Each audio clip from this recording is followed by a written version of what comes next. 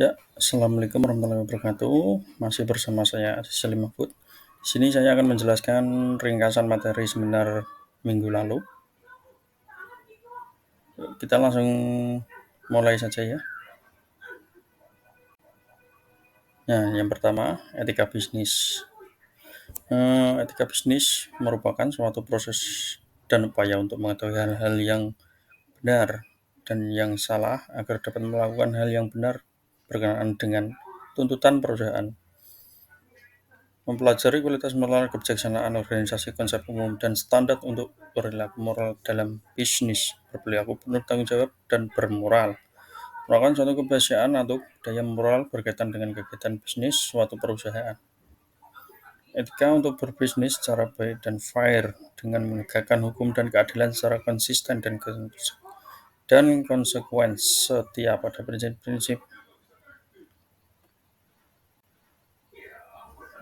Nah, tujuan etika bisnis sendiri adalah mempelajari perilaku baik moral maupun immoral dengan tujuan membuat pertimbangan yang cukup beralasan dan akhirnya sampai pada rekomendasi memadai menilai praktek manusiawi dengan menggunakan standar moral.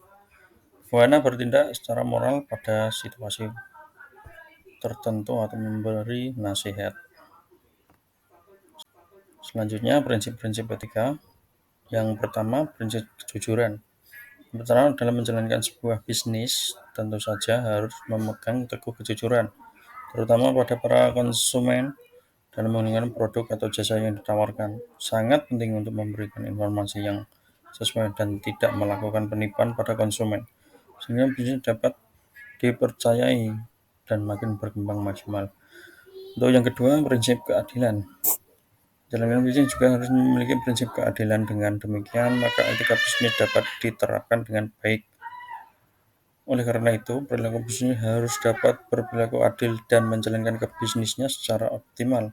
Hal ini berlaku baik di dalam hubungan eksternal maupun hubungan internal pada bisnis. Itu yang ketiga, prinsip saling menguntungkan. Tidak lupa juga untuk memastikan bahwa bisnis berjalan saling menguntungkan, baik untuk pihak pemilik bisnis maupun pihak konsumen. Sehingga dalam hal ini tidak ada yang merasa dirugikan satu sama lain. Tuh, yang selanjutnya, poin nomor 4, prinsip otonomi. Ada pula prinsip otonomi yang harus dilakukan dalam menjalankan bisnis pada umumnya.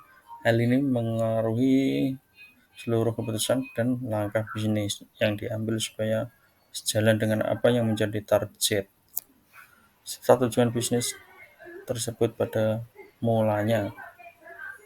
Dengan demikian, maka bisnis akan lebih fokus dan memberikan hasil yang lebih baik sesuai harapan. 5. Prinsip kesetiaan. Menjalankan bisnis juga harus mendapatkan kesetiaan sehingga nantinya konsumen juga akan setia pada produk maupun jasa yang ditawarkan. Lalu yang keenam, prinsip integrasi moral. Yang terakhir, dalam menjalankan bisnis yang beretika harus memiliki prinsip integrasi moral, sehingga dengan demikian tentunya menjalankan bisnis akan berlandaskan pada hal yang positif. Untuk yang selanjutnya, untuk perilaku etis dalam Islam. Perilaku etis dalam Islam, untuk yang pertama, menjauhi bisnis barang atau kegiatan haram.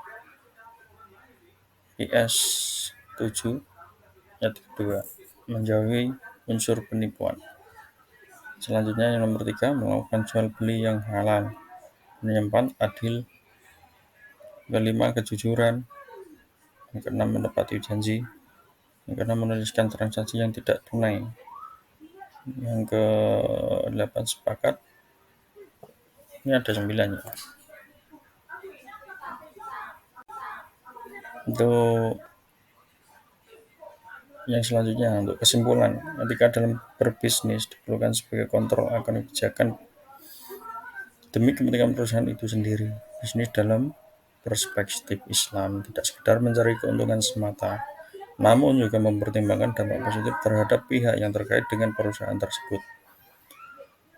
Sebagai perilaku bisnis, kita tidak saja mempelajari keterampilan bisnis, namun juga perlu memahami etika bisnis sehingga bisnis yang dijalankan selain mendapat keuntungan juga bermanfaat bagi sekitar. Sekian video tentang penjelasan dari saya tadi. Semoga ilmunya dapat dimengerti dan jadi bermanfaat bagi kita semua. Dan sekian dari saya. Saya undur diri. Assalamualaikum warahmatullahi wabarakatuh. Terima kasih.